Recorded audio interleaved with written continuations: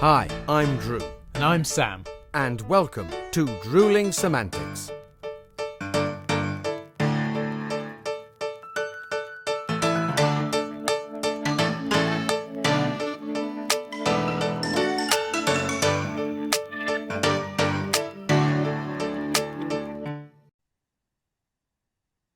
Drew! I'm back in the studio! Look, here I am! There he is. And Sam, back on the sofa. Hey, where we go? Dreams! For the first time in Season 8, we are back where we normally are. We were at my flat last week, which was lovely. Lovely to see you in person. Very lovely. Be able to interact face-to-face rather than face to computer to face, or however you want to call it. But yes, we are back, mate.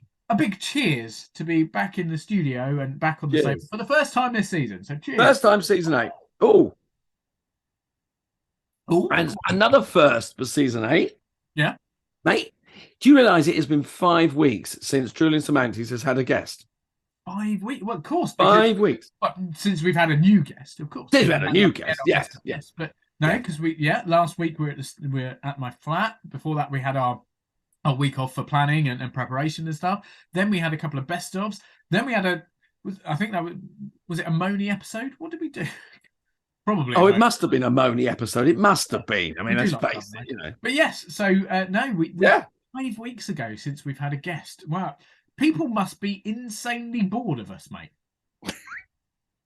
well, no. Don't tempt fate. Don't tempt fate. No, because otherwise they wouldn't be here, so they wouldn't be hearing me say this. So they must like us a little bit. So they must like us. Everyone, thank you for liking us a little bit. Thank you. Lovely stuff. It's all right, because we're about to end that 5 week hiatus of new guest appearances, because we are incredibly lucky to be joined by, a superstar today, really, aren't we? I think an immensely talented guest with lots to tell us. Yes, exactly. Yeah. And I guess then, mate, we shouldn't really wait any longer, because, as we say, he's got so much to tell us. He's got so much going on that we've managed to find a small period of time that he can donate to us. So we will not look a gift horse in the mouth in the nicest possible way. Should we just let him in and have a bit of a chat? I think we should fling the doors wide, mate. Let's have a natter. Let's have a natter. Here we go then. Here is our first guest of Season 8. And there he is, joining us hot from the tour of Spongebob the Musical, going on around the UK at the moment. The wonderful Mr. Reece Kerridge. Good morning, sir. How are you? Good morning. I'm very well, thank you. How are you both? We're very well, thank you. Lovely to meet you. Thank you so much for coming on, Reece. Now, I've heard loads and loads about you, but this morning, this is it. This is our. We've broken our cherry here. We are meeting for the first time. I know. Well, I've been chatting to Sam, so I'm warmed up now. That's the worst thing to say. Faux pas and your double entendres, mate. They're nothing to do with me. But all right then, I'll leave you out of this one. No, seriously, Reece, it is lovely to meet you. Thanks for coming on. We've got loads to talk about, but we have just met. Would you just give me a little introduction and all our viewers and listeners a little breakdown of who Reece Kerridge is and what does he do? Yeah, so my name is Reece Kerridge. I am a professional performer and actor. I've been in West End, I've done UK tours, I've done TV and film, and I'm also the drag artiste known as Gracie Lou. Wow, in a nutshell, if all our guests, if only I could be so succinct and so to the point. It's too rehearsed. It's too rehearsed. You've got eight other podcasts queued up after this one, isn't it? We're just the beginning of a long day of telling everyone who you are over and over again. It's great. I love it. As I mentioned earlier, hot from the tour of Spongebob the Musical, or actually we're infiltrating your week off is what we should probably admit to. So you've been given a brief break to enjoy the bank holidays with everyone else and to celebrate the coronation, the upcoming coronation. Yes, of course. When are we going out? Sunday. Will it have happened by then? No, it's Monday. Yes, it will. Yes. No, it's Saturday. Oh, it's Saturday. So why have we got bank holiday? Never mind. Let's not go into that. As you're joining us now, in the future, we've already got a new king. Way! I know, amazing. How cool is that? Yeah, weird. enough of that. That doesn't really affect us in any way massively. Let's go back to what I was trying to say, which I've gone around the houses to get to. You're currently in SpongeBob the Musical. Hooray! I am, yes. And I can honestly say, because I have actually been able to come and see you, it's such an incredible show. To obviously, SpongeBob has got this enormous following worldwide, particularly children, because it is a children's cartoon. But I think it's kind of gone across so many generations now. It's been going for so long. It's got this unbelievable following. And the transformation from animated cartoon to stage works so well. Tell us a bit about SpongeBob, how you got involved, and why, I guess, why you wanted to be involved in such a unique musical. Yeah, so it's the first time it's ever been mounted here in the UK. So it's like the original UK production, which is just, God, when I say it out loud, it's just incredible to be a part of a show that's never been done here before. We are the first cast, so that's really, really special. But it's just, the way I describe it is, it's fun, it's camp, it's colourful, it's energetic. It's basically panto. So if you love a little bit of panto, you love a bit of fun, you know, like cheap British humour, this is absolutely the show for you. And yes, it is a children's cartoon, but it's for all ages. Like, there's so many like jokes that would go over kids' heads that adults absolutely like cackle about. You know, it's so lovely to see the kids on the front row just like beaming, and like, you know, like Sandy, SpongeBob and Patrick and Mr. Krabs and Plankton, they're all in the show, and all these other amazing characters. Like, I play Old Man Jenkins in the show, and we have Karen the computer, and Miss Mare, and Larry the lobster, and Mrs. Puff. Like, all of these characters just come to life in Bikini Bottom, and it's just, the first time you walk on stage, you can't help but smile, because it's just so fun, you know. It's amazing. So yeah, I'm so thankful to be a part of it, and I've auditioned back in January, like 3 weeks or 2 weeks before we started rehearsals, so it was quite a quick turnaround for me. And I loved SpongeBob as a kid, so I was just like, I have to do this. I was like, I have to do this show and just tick it off. So yeah, super exciting, super fun, super camp. I love it. So you're touring, and you start. When did you start touring, Reece?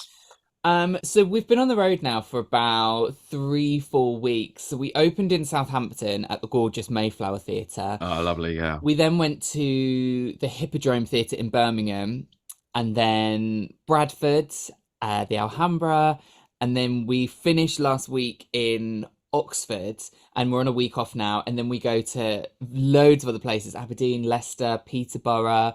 We come into London for 5 weeks at the South Bank Centre, which is really exciting. So yeah, go and check out, because we're going to so many other places as well, which I'm really excited for. Now, I say you've got a week off. You haven't really, have you? Because I mean, your first cover for SpongeBob and various others, which of course all shows, you know, that everyone's swinging on the shows. But I mean, you've got dates coming up where you will be SpongeBob. Is it a big role? Are you sitting there at home going, I better learn this? Yeah, so I'm first cover SpongeBob and second cover Squidward, which is really, really exciting. It's what I went in and auditioned for. Excellent. You know, two completely different roles. You know, you've got SpongeBob, who's like really energetic and like bubbly and like, you know, got that really everything's going to be okay sort of nature. And then you've got Squidward, who's just over life. And it's great. It's such a nice mix of covers because it's so different. But yes, I have dates to go on as SpongeBob. I'm got some dates in Sheffield, Belfast, Aberdeen, and then I've got the 3rd and 4th of August in London, which is really exciting. But yeah, I mean, in rehearsals, you know, I was learning the track as well as my own track, and on the road you then get called in for rehearsals, and we have an amazing team. Blair Anderson, our associate director, and Reece, who's our dance captain, is they're both there for us. And Marcus Carter-Adams, our MD, that, you know, they get us all ready, which is fab. So, but yes, I do have to spend some of my time this week going over my covers because I'm good and I should I should be doing it. I should be. Just in case they are all listening. Just at this in point. case anything happens and we go to Dublin and it's like, we've you're on. interrupted it. But and you've obviously it's a phenomenal cast. There's some really, really, really talented. I mean, everyone in the cast is talented, but also there's a couple of names who we can obviously drop in. Mainly, I guess the one that most people will have noticed is Mr. Gareth Gates, who has thrown aside his pop persona to be the sort of grumpy, miserable old Squidward. And how is it working with Gareth? Gareth is an absolute dream. I absolutely adore the man. I think he's so lovely. There's nothing to it other than he is just a lovely person. And it's like you're saying, it's so different and interesting to see him play a character. You know, I probably like kept him in Pop Idol, the amount I voted, and my parents saw the phone bill and was like, what is going on? But he's so lovely, and his Squidward is amazing. And we also have the wonderful Tom Reed Wilson, who shares the role of Squidward at certain venues, and they're two completely different Squidwards, which is amazing, you know, to have the same part split between two people, and they're so different.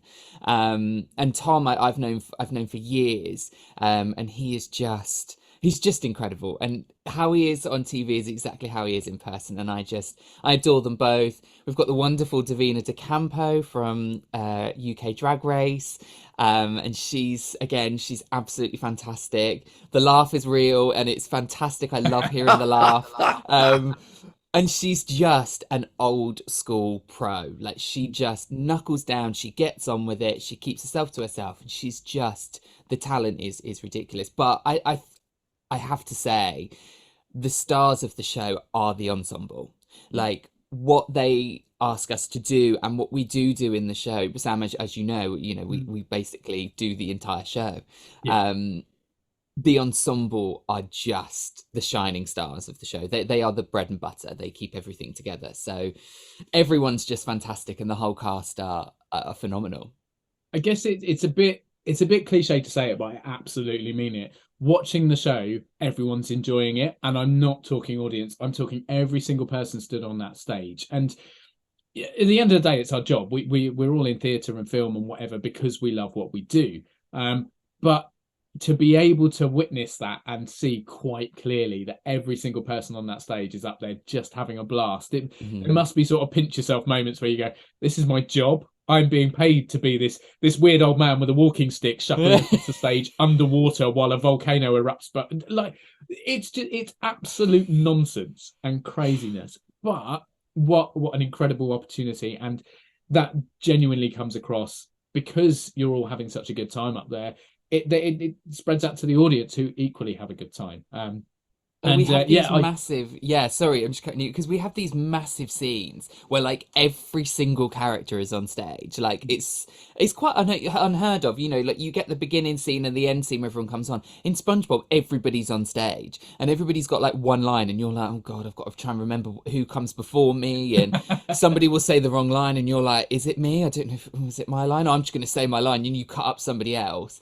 So it's so much fun because you're all just like on stage together all the time, you know, in these characters, and you're looking around, like you're saying, I'm there with a walking stick and a white beard, and I'm like, what is my life right now? What am I doing? Like, but I love it so much. So, well, I mean, clearly, I mean, obviously, you've got a massive track record with Book of Mormon and Our House and such like. Something I haven't asked, we haven't discussed greatly, is what do you find is the difference between? I mean, I've done a little bit in the West End, but not a great deal. But is there a massive difference? But being on tour, being in a show on tour, and then taking something in the West End, or being in a show in the West End and then going on tour, what is the difference for you?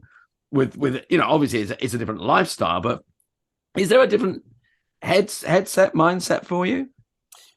That's a really good question. I don't think I've ever been asked this, but I think for me, when you're in like London and you do a show that's, you know, like I was like the fourth cast to join Book of Mormon since it opened. And it was a show that just ran itself, you know, like the cast would leave and the new cast would go in, and it's a well-oiled machine that they've got it down to a T, as with every West End cast change. but you literally just, you turn up, you do your job, you go home. It's like a 9 to 5, just really weird hours. But on tour, you're moving to a new venue. Sometimes we're weekly touring, so we move every week to a new venue. Some people do like nightly, so they change every day. And that's a, a headspace you kind of have to get yourself into, is I'm only sat here for a week, and then it's moving to the next venue, and then you have to do your get in, where the crews on every show are just incredible. They take all the set down, it gets traveled the next day, they then go to the next venue, the crew put it all back up again, and then the cast join, and it just happens. And it's one of those weird things that you go, okay, I have to get up, do my show this week, I have to then go to a new venue, and then I have to remount this on a new venue, and then do a load of get-ins, and you're like, what, where's my dressing room, where's the door to front of house? Honestly, when we were in Birmingham with Shrek, we were at the Hippodrome, and it is huge. It's massive. I did the Birmingham Alex with Shrek on tour, and it's quite small, you kind of know where you're going. I literally, at the Hippodrome, walked through every single corridor and door to get where I needed to be. And I was like, I genuinely have no idea where I'm going. Like, to get to stage door and the dressing room, it was carnage. So, and that, I just think that's the fun of tour, is you get to go to these amazing, like, theatres around the UK and even around the world, like, international tours and stuff. But you're exploring these theatres, whereas in the West End, you're only kind of in one theatre and it becomes your home, which is lovely. So I think that's the difference. It's a mindset thing. It's interesting, isn't it? Because I've done a lot of touring in the past, and like you say, you get to theatres and you go, okay, where's the green so I can make a cup of tea? Where's my dressing room? And how do I get from my dressing room to the stage? It's all I need to know. Yeah. And then there are sometimes I've gone to theatres and you go, I don't know how to get there. I don't need to get there. I'm not even going to go there. I just need to go from here to here. That's it. But the set becomes your home, doesn't it? It doesn't matter where you are. You walk onto the set and go, oh, at least I'm home here. Yeah. I might not be able to find the loo or wardrobe, but I can actually find where I come on and off of the set. So that's okay. We're all right. We're home. But it is a remarkable. I mean, I toured 9 months in the Mousetrap. And I mean, this was abroad, and lots of things happened. But wherever we were, and we were in big theatres like Birmingham, we were in great big theatres in Munich. We went to tiny little theatres on the top of mountains in Switzerland. But wherever we were, there was our set. There was our little lounge, and it was like you get there, and it would be a traumatic day, or it's snowing, or you're shattered, and you really don't want to do a show.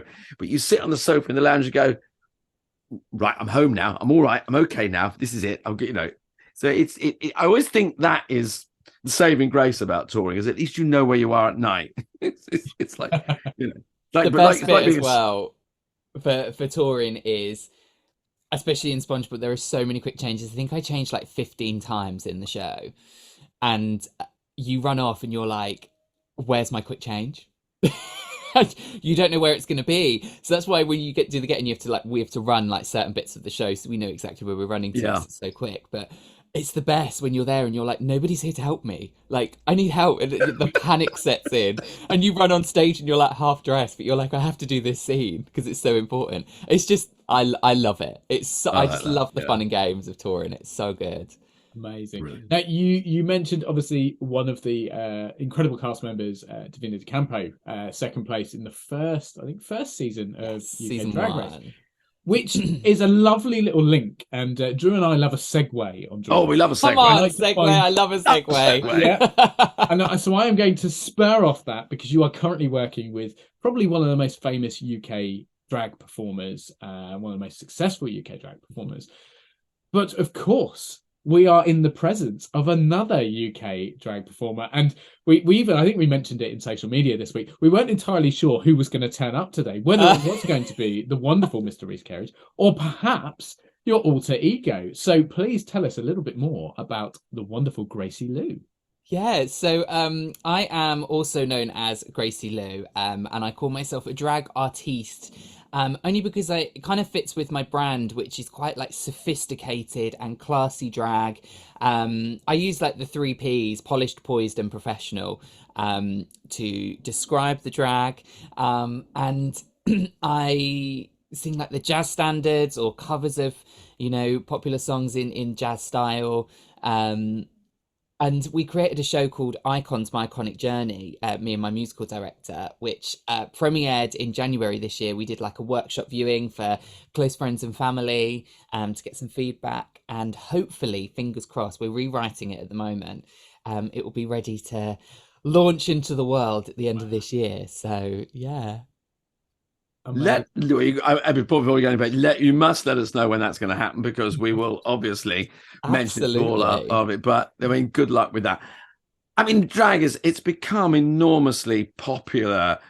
What do you put it down to? I mean, I know whenever I love a good drag show, I love a good drag performer, and I like both ends of the scale, and I mean, I know it's not the same, but I've done Dame in Panto for many, many years, so I appreciate the work that goes into it sometimes. I watch friends that a friend of mine is Martha Darther, and I see Martha walk on stage and I go, my God, there's a lot of work there. Not because what is underneath is, but you look and you go, that is just incredible. And also, Martha sings. There's no mime, there's no tracks or anything. She sings, and she sings beautifully. So I sit there and go, that's a lot of work. Quite apart from that, what do you think what has got the nation and the world so in love with drag and drag performers? What is it love? I think for me, drag is quite personal. Like every queen is so different and everybody's so unique, and I think that's what makes drag special. Is the public will resonate with a type of queen, and we have so many types of drag here in the UK. It's just like America. I love it. Everyone is so different, everyone's so unique, and brings something different to the table. And I think what's really nice is if you don't like a certain type of drag, there'll always be something else that you can go to and resonate with. And drag is also a character. It's just like acting. We create these personas, we create these characters, and we just embrace that and embody those characters. Like I said, I'm quite a sophisticated sort of style of drag. That's going to resonate with a certain type of people and not necessarily others, and that's absolutely fine. And we've always had like this. I say we've always had this style of drag. We've always had drag in the world. There's always been drag, but it's just never been mainstream until we had like Paula Grady and people like that doing amazing stuff, and going on national TV and doing it. I think for me it's everyone's so different, and you can resonate with some form of drag, and I think that's really special. It's interesting. It's all encompassing, isn't it? It's accessible for everyone. And as you say, there might be some people that don't like a certain style or find it doesn't appeal to them, but there will be something else, another direction or another sort of theme that someone will go, do you know what? Actually, that's far much more my kind of humor, my kind of entertainment. We had my good friend Paddy on the show quite a while ago, actually, and he runs a drag venue in Bournemouth, and they have various different queens that come on but do very different acts throughout the evening, so you can sort of jump between. So I think it's gone from, as you say, this thing that sort of people knew about or were aware of, to suddenly exploding in popularity and in publicity as well. I think it's been given a lot more over the past, let's say, 5 to 10 years, been given a lot more airtime. It's become far more accessible and much more celebrated, which I think is really important because, as Drew said, you've got Panto Dames have been around forever, and that is a certain style that people have almost everyone kind of gets that and appreciates that and understands it. But to now have these other styles, the other directions, and to have as much behind them perhaps as Panto Dames are given, it's great. We are just making the world more rounded and drag is fighting back and just becoming this thing that everyone should want to be a part of in some way or another, I think. Yeah, I think you've hit the nail on the head there with the fighting back thing, because, you know, I mean, the LGBTQ plus community has always been up against fire, and it always will, unfortunately. And it's the same with drag. You know, drag has come up against a lot of fire recently, you know, here in the UK and in America. But I think drag always evolves. You know, it's not ever stayed the same. You know, we have that pub and club style. You know, we have that children's story time, which I love. I think that's so good, you know, and it gets people talking, and I think that's what drag should do. It should get people talking, and I think it's doing its job, and I think that's why stuff is happening that's happening. But people just need to understand, you know, that it's evolved and it's changed, and it's not just for a certain type of audience anymore. Drag is for everyone. I mean, whenever I go to Blackpool, I mean, the first place I head for is Funny Girls. Oh, it's amazing! You know, It's the best. just, and you know, and there's 600 people in there having a wonderful night. You look around the room and you go, there is every walk of life in here. Everyone enjoying joy and freedom and a shed load of sequins, and we're all having a wonderful time. And it's like, if only life could be like this. You know Exactly. I remember I actually was going to one night, and it was Betty Legs Diamond stood up on stage one night when every life could be like this. And I went, I'm gonna fucking remember them. It's beautiful. It was She's incredible. Just beautiful moment. Betty's incredible. It was lovely, yeah, yeah, and of freedom. It's yeah. Life should have more sequins and more drag artists. As far as Amen. Absolutely. So just to add to the variety even more, you're currently touring with this larger than life comic book styley show. You've done things like Shrek and Book of Mormon, which are also big, loud in your face musicals. You're equally a very I was going to say prim and proper, not maybe quite the right phrase, but a very well presented drag artiste, and very classy.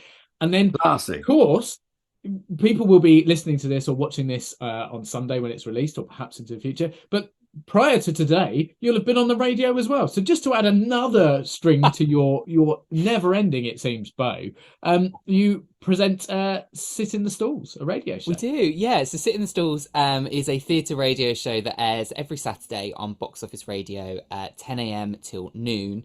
And we just chat, me and my co-host Claire Leary, we chat all things theatre that's happened in that week. So we bring you theatre news. We have 2 interviews each week, from West End to Broadway to international to Fringe. We talk to absolutely everybody. Our show is tailored for not just specific types of theatre. It's a theatre radio show for all types of theatre. You know, we talk about amateur dramatics and, you know, professional theatre. So it's such a diverse range of what we talk about. We recently spoke about like the Ariana Grande Wicked clip that got leaked. We've had like Frank Wildhorn, Shoshana Bean, Kerry Ellis. Wow. So many like massive names, and we've been going for 2 years. We started during lockdown. As a way of continuing, you know, like you guys did with this, just continuing that, getting the industry talking and people still involved within the industry. And we absolutely, we love it. It's our baby. It's what we both created. So yeah, that's amazing. Yeah, we know the feeling. Well done. It's yeah. It does indeed sound very familiar, doesn't it? It does indeed sound very familiar. Yeah. I'm going to have to look now and see who came first, just so we can claim superiority if it was. No. Just we plug them, they plug us. We're fine with that. Oh yeah, no, we can do it that sharing way. is caring. Sharing is caring. It's just all love. That's all it is. Yeah. No, so I mean, and I said it jokingly earlier that you're going to run off and do lots of other things now, but we do know just how busy you are, Reece, and obviously we don't want to stop you topping up your SpongeBob knowledge, because you've got that coming up soon. So we have promised not to keep you too long, and you know what's coming now, and this is where the headlights, deer in the headlights moment happens. We always love to end our shows with our guests with a little bit of an anecdote, a funny story or a shocking story, something about their career, something they've experienced that we like to leave our listeners and viewers with to sort of end our little bit of a chat. So we're going to put you in the spotlight right now. Reece Kerridge, can you give us a little bit of a story or an anecdote to end with that will shock and awe? I have so many funny stories, and most of them come from Shrek. Now, Shrek is just a massive show, and I was the second UK tour to go out. And I remember being in Sheffield at the Lyceum Theatre, and the opening of the show it's crazy. Everything happens, set moves, people are pushing set on and off, costume changes. It's ridiculous, and it gets to the scene where all the fairy tale creatures walk on. First of all, and it's the first time you see them. And Shrek's house, his like swamp door, is on stage. And Sheffield is a raked stage. So the stage from the front rakes up to the back. And I remember there was one bit, it was time to say goodbye, time to say hello, as the Shrek goes off to rescue Fiona. And I was changing in the wing at this point, doing a quick change into Farquaad's guards. And we turned around from this quick change, and there's a bit where the fairy tale characters all go through the door.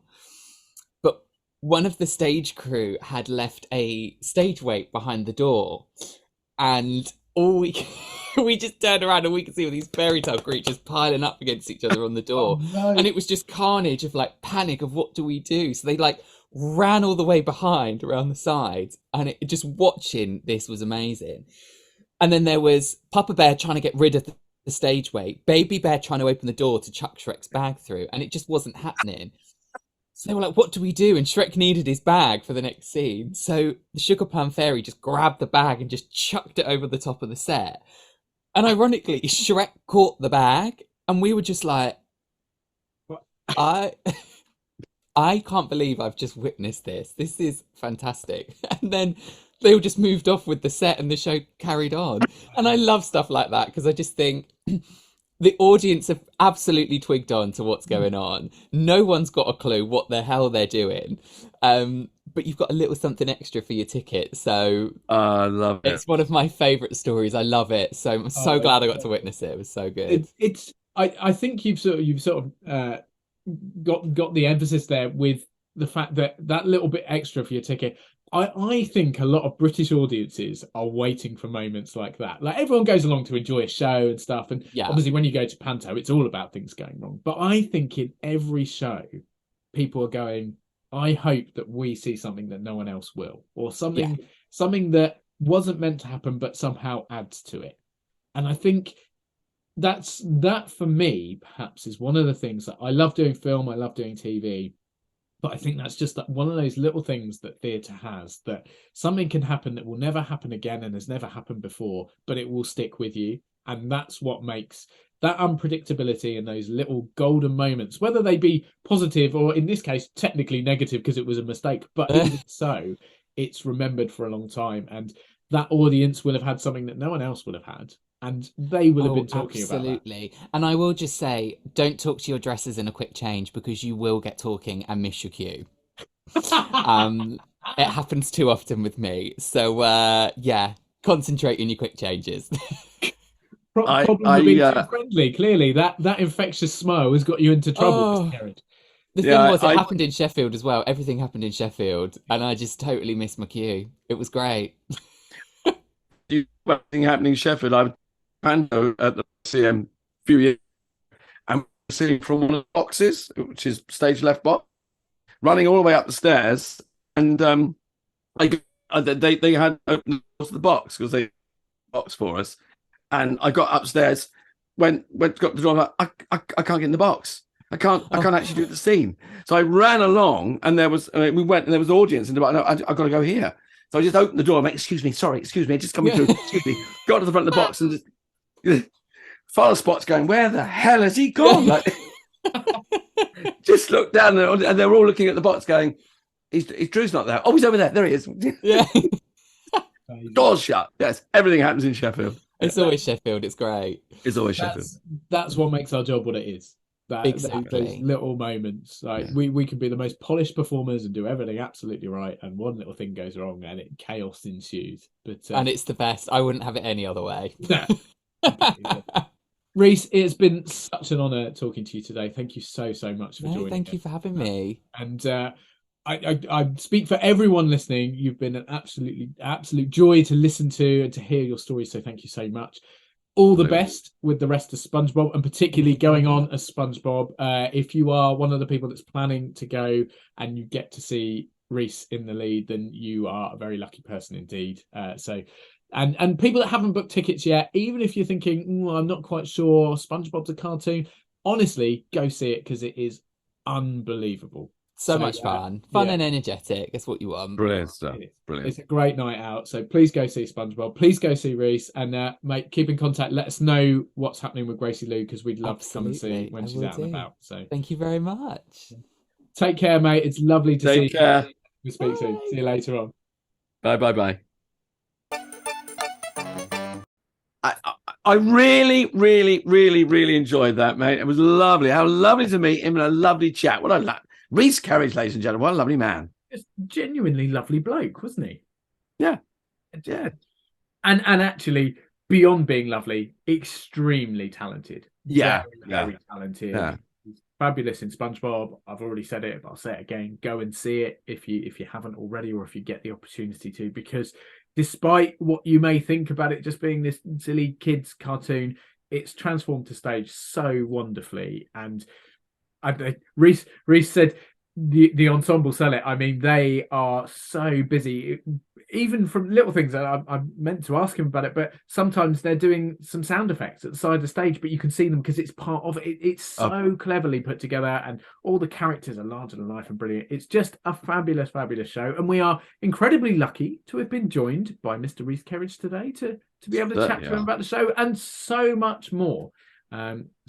And actually, I have to say, looking forward to the opportunity, hopefully later this year, to go and see Gracie Lou's new show, because he's just such a brilliant performer in that respect as well. So it's so nice. It's so encouraging to see someone thinking forward, planning ahead, so much to do, so busy, but very poised, very relaxed, and a great big smile on his face, and loving his work. That's it's all we've got at the end of the day is our work. And if we don't enjoy it and you don't bring some joy to it, you're lost. And just that lovely chat with Reece has brightened my day up. It's so lovely to have him on. It's a miracle, because you're always so bloody grumpy. So I know, but we'll have to ask Reece to come on every week, even if he doesn't actually come on the podcast, just to cheer you up, just to cheer me, like a warm up. A little smile on my face. There he is. He's happy, Drew. Boom, away you go. Yeah, we'll have to find a job title. I was going to say a Drew Exciter, but that is not. Let's not go there before we get to that. No. I do have a few other people in mind for that job, but we're not going to go there. No, we'll draw a line there.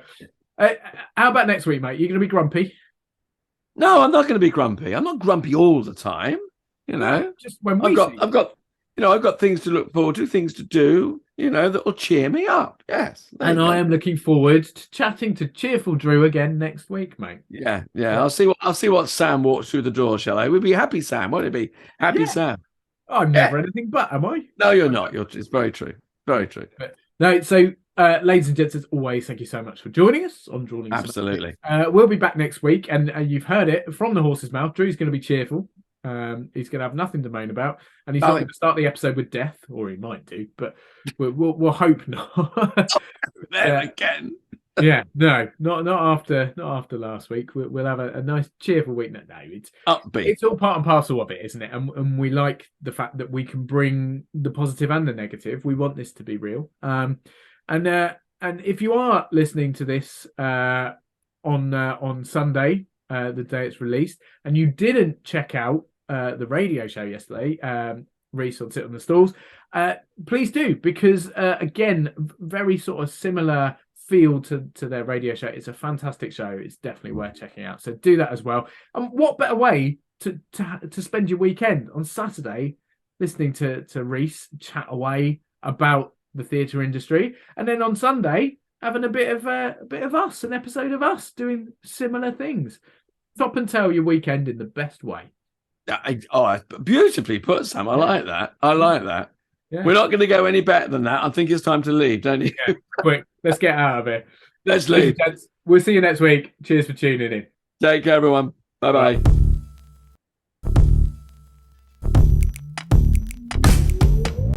Thanks again for watching this episode of Drewling Samantics. Please make sure you subscribe to our channel and turn on notifications so you never miss a new video. Don't forget, we're also available as audio only. Just search Drewling Samantics in any good podcast app. And please support us on social media. All our links and handles are on screen now. We love welcoming new followers and subscribers, so why not share with your family and friends so they can join in too? Thanks very much. See you next time.